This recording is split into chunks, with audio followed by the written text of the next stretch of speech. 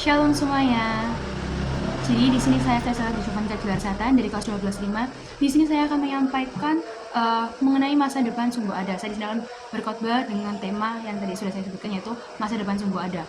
Nah, dari khotbah saya ini saya mengambil ayat utama, yaitu dari Amsal 23 ayat 18 yang berbunyi, karena masa depan sungguh ada dan harapan tidak akan hilang. Mari kita berdoa. Ya Bapak, terima kasih atas waktunya Tuhan. Engkau berkati hari ini kami akan menerapkan firman-Mu Tuhan. Siapkan hati dan pikiran kami untuk mendengar firman-Mu, dan siapkan hamba-Mu yang akan menyampaikan firman-Mu Tuhan. Kami serahkan sepenuh kasih-Mu. Haleluya, amin. Amin.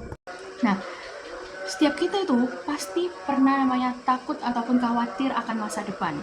Soal pekerjaan, keluarga kita, terus juga soal studi kita, karena kita juga kelas 12 kan ya sekarang ya. Jadi kita mungkin khawatir, aku nanti bakal lanjut kemana masa depanku gitu. Nah, tapi dari ayat ini itu udah dikatakan dengan jelas kalau misal masa depan tuh sungguh ada dan harapan kita tidak akan hilang. Dan di sini saya membagi menjadi 4 poin. Yang pertama, masa depan itu ada walau belum terlihat. Masa depan itu adalah waktu yang belum kita jalanin, tapi pasti kita tuju. Jadi masa depan tuh masa yang akan datang nantinya.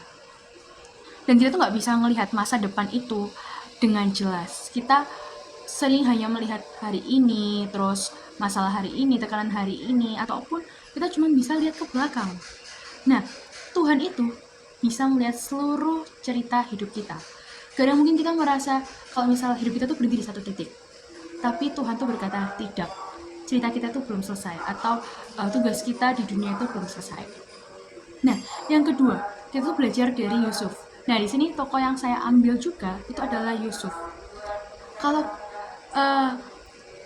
kita lihat, Yusuf itu mendapat mimpi besar dari Tuhan. Dia itu dimimpikan bahwa suatu hari dia akan ditinggikan.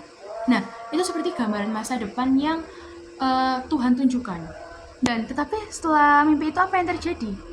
Ia dibenci saudara-saudaranya, ia dijual sebagai budak, ia difitnah istri Potifar, dan ia dipenjara. Nah, kalau misal nih kita di posisinya Yusuf, kita mungkin akan berkata, Tuhan, di mana janjimu? Mana janjimu yang engkau bilang masa depan itu akan cerah?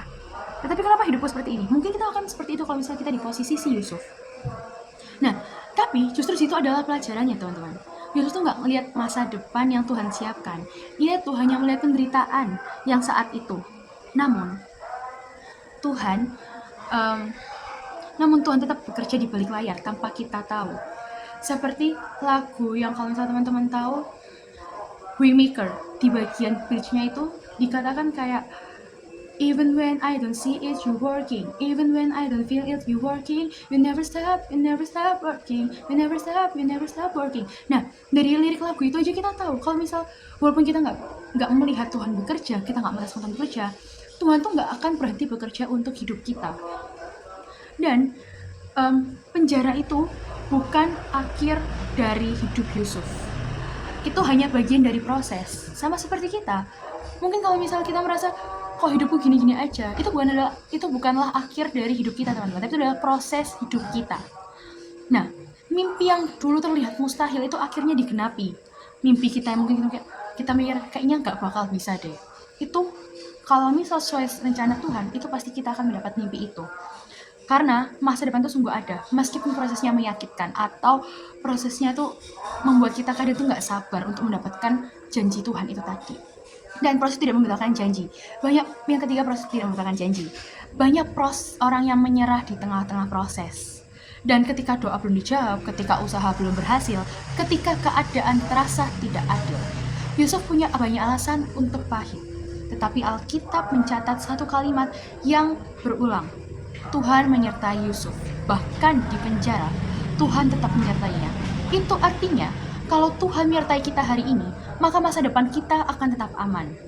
Masalah itu bukan tanda bahwa Tuhan itu meninggalkan kita. Justru seringkali masalah adalah alat Tuhan untuk mempersiapkan kita. Nah, tanpa dijual, Yusuf tidak akan sampai ke Mesir. Tanpa penjara, ia tidak akan bertemu juru minum di Firaun.